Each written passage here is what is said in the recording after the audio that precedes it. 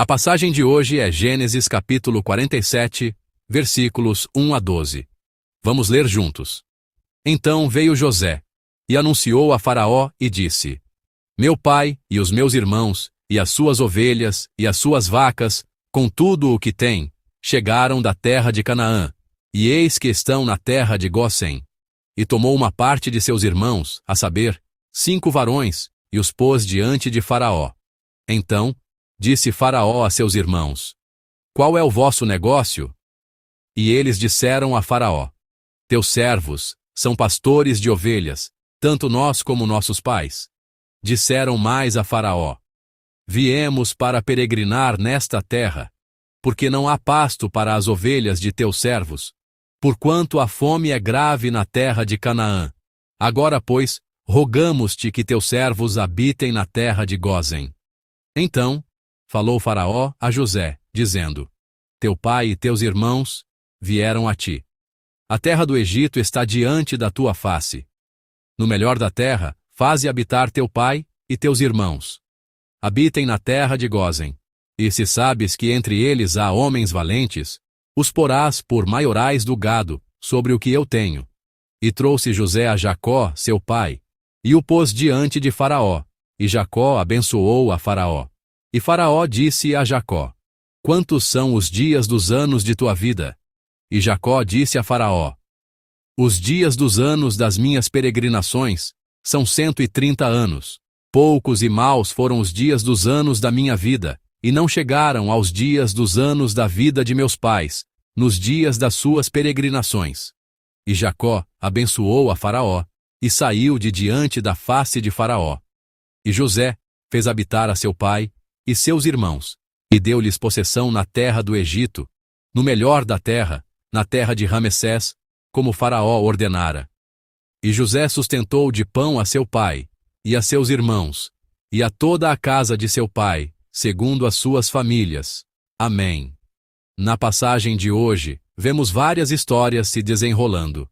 José leva 5 de seus irmãos e seu pai para se apresentarem diante do Faraó e, como vimos na mensagem de ontem, eles pedem a terra de Gósen, e o Faraó concede o pedido.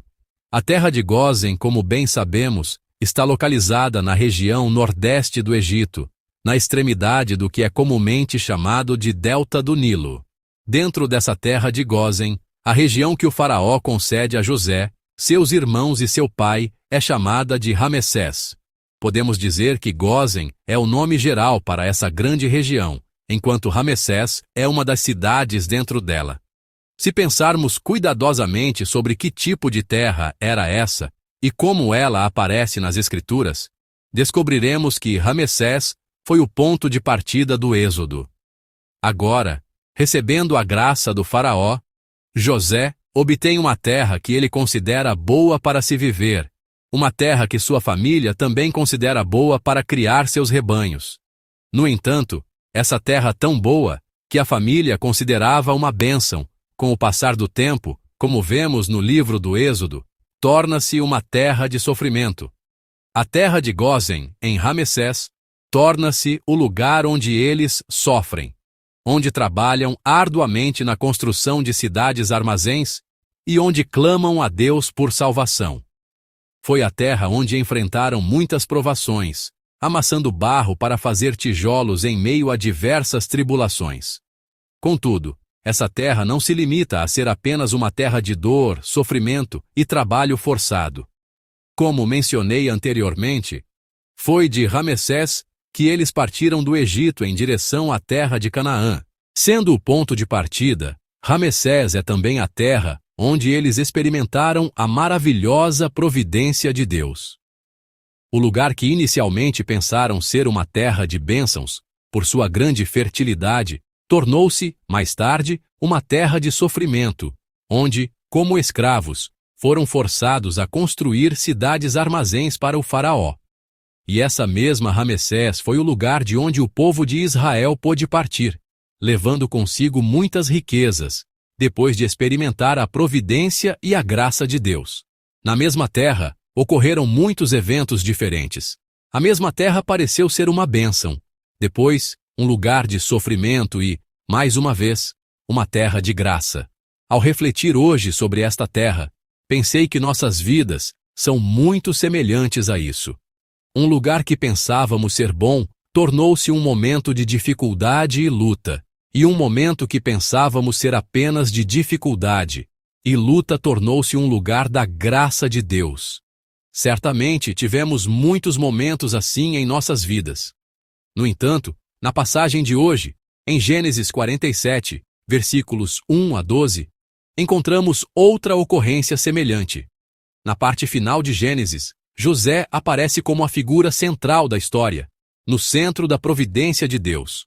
Assim, dos capítulos anteriores até os capítulos 47 a 50, as histórias são quase todas sobre José. Mas aqui, em Gênesis 47, versículos 1 a 12, descobrimos que a figura central da narrativa muda de José para Jacó. É a cena em que José apresenta seu pai, Jacó, ao faraó. Como teria sido a aparência de Jacó aos olhos do faraó? Aquele Jacó que veio da terra de Canaã era um pai idoso e fraco, cuja saúde preocupava seus filhos, que temiam que ele pudesse falecer a qualquer momento. Para o faraó, a impressão deve ter sido a mesma. Mesmo que ele tivesse se lavado e se arrumado, sua velhice era algo que não podia ser escondido. Talvez por isso, ao ver Jacó, o faraó lhe pergunta: qual é a sua idade? Provavelmente, o faraó fez essa pergunta por causa da aparência tão envelhecida de Jacó. O faraó diz a José que estabeleça seus irmãos e seu pai na terra de Gozém, e ainda oferece que os homens mais capazes entre eles cuidem do gado do próprio faraó. Como devemos entender essa proposta? Por um lado, era uma grande honra. Por outro, considerando que os egípcios desprezavam os pastores, o faraó estava também a demarcar um lugar para eles, ciente de sua origem, mesmo sendo eles a família de José. José era um ex-prisioneiro, um hebreu, e seus irmãos que vieram com ele também eram hebreus. E diante dessa família, olhando para o pai idoso, cuja aparência não era esplêndida nem semelhante à dos egípcios, ele faz a pergunta sobre sua idade. No entanto, quando Jacó se apresentou ao faraó, ele não o fez de forma simples. Conforme o versículo 7 nos diz, ele o abençoou. Qual seria a razão pela qual Jacó pôde abençoar o faraó numa situação em que poderia parecer insignificante aos olhos do líder do Egito? A resposta parece estar em suas palavras. No versículo 9, ele diz: os dias dos anos da minha peregrinação são 130 anos. Poucos e maus foram os dias dos anos da minha vida. O que significam esses 130 anos descritos como difíceis? Abraão e Isaque, o pai e o avô de Jacó, viveram muito mais, partindo para o reino de Deus aos 175 e 180 anos, respectivamente. Comparado a eles, seus 130 anos ainda eram poucos. Refletindo sobre sua vida até aquele momento, ele parece dizer: meus dias são poucos, tenho 130 anos, e embora eu pareça velho e frágil, comparado aos meus antepassados, vivi tempos verdadeiramente difíceis. E mesmo assim, ele abençoa o faraó. Como Jacó foi capaz de fazer isso? Na expressão tempos difíceis, podemos ver como num piscar de olhos a vida que Jacó levou. Se examinarmos sua vida, que ele mesmo descreve como difícil, percebemos que, de fato, ele passou por momentos muito árduos, a ponto de nos perguntarmos se houve algum momento que não fosse de provação. Desde o nascimento, sua vida foi uma competição, pois nasceu agarrado ao calcanhar de seu irmão. Depois de nascer, viveu à sombra de seu irmão mais velho, sendo preterido pelo pai, que amava Esaú, mas não a ele. Jacó passou sua juventude nessa situação. Ele também experimentou momentos perigosos em que seu irmão tentou matá-lo, embora ele também tivesse culpa nisso. Nessas circunstâncias, sua mãe o mandou para a casa de seu tio Labão, em quem confiava. No entanto, na casa de Labão, Jacó foi enganado, enfrentando uma injustiça que nunca havia experimentado antes. Ele teve que viver na casa do tio nessas condições. E quando chegou a hora de voltar, Ele estava a caminho de casa com medo de que seu irmão pudesse tentar matá-lo novamente. Depois de se reencontrar com seu irmão e pensar que finalmente poderia se estabelecer em paz na terra de Canaã, ele teve que enfrentar a dor de sua filha e a angústia de ver seus filhos usarem o sinal sagrado da aliança de Deus para enganar e massacrar uma aldeia.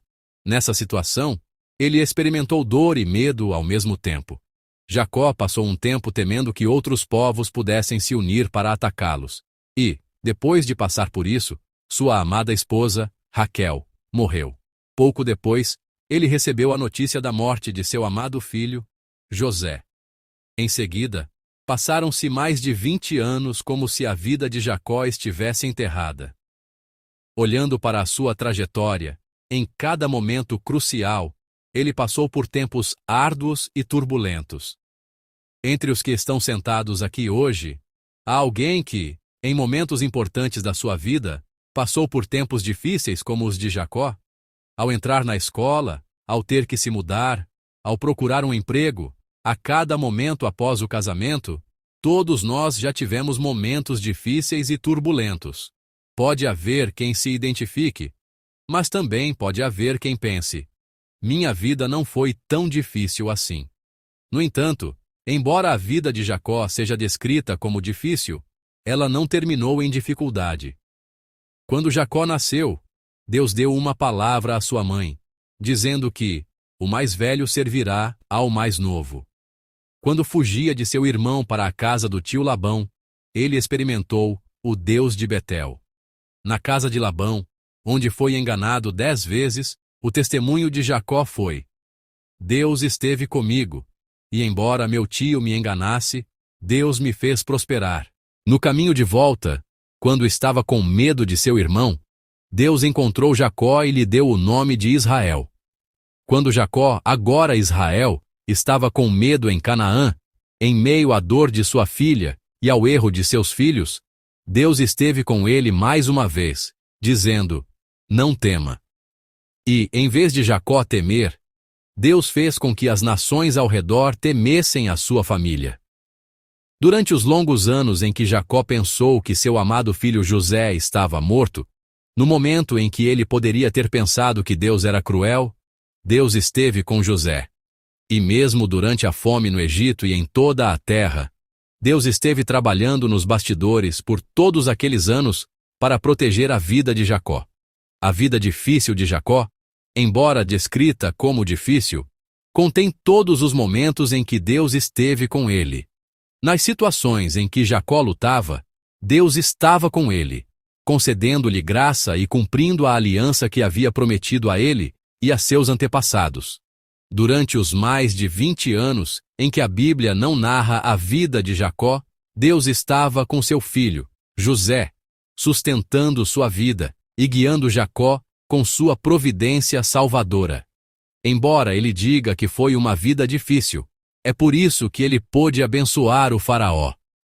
Sua vida confessava: embora eu tenha vivido uma vida difícil, não foi apenas uma vida difícil, mas um tempo em que Deus esteve comigo, um tempo em que Deus me concedeu sua graça. Essa vida difícil foi um momento da história em que Deus protegeu e guardou nossa família, desde meus antepassados até mim. Vocês que estão aqui hoje, viveram tempos difíceis? Talvez hoje, neste exato momento, vocês estejam passando por um tempo tão difícil que se perguntam onde Deus está, se Ele não está respondendo e permanecendo em silêncio. A Bíblia não registra como foi a vida de Jacó durante esses anos. Mas mesmo durante esse período em que Jacó não esteve em destaque nas Escrituras, Deus, que parecia estar em silêncio, passou todo esse tempo trabalhando para proteger completamente a vida de Jacó e sua família. Deus está trabalhando por nós em lugares que não podemos imaginar.